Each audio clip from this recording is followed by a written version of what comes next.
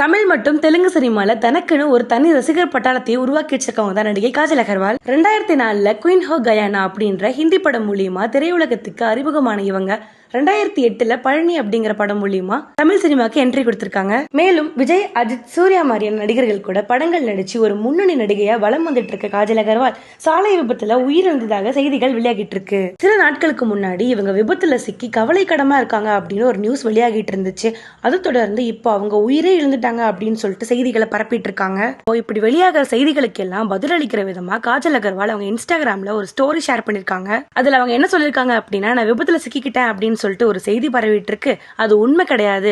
இதை பாக்குறப்ப எனக்கு ரொம்ப சிரிப்பா தான் இருக்கு. கடவுளோட அருளால ரொம்ப நலமாவும் பாதுகாப்பாவும் சந்தோஷமாவும் நான் இருக்கேன் அப்படிங்கறத ரொம்ப உறுதியா சொல்லிக்கிறேன் அப்படின்னு சொல்லியிருக்காங்க. இந்த மாதிரியான செய்தியெல்லாம் நம்பவோ ஷேர் பண்ணவோ வேணாம் அப்படின்னு சொல்லிட்டு தாழ்மையுடன் கேட்டுக்கிறேன் அப்படின்னு சொல்லியிருக்காங்க.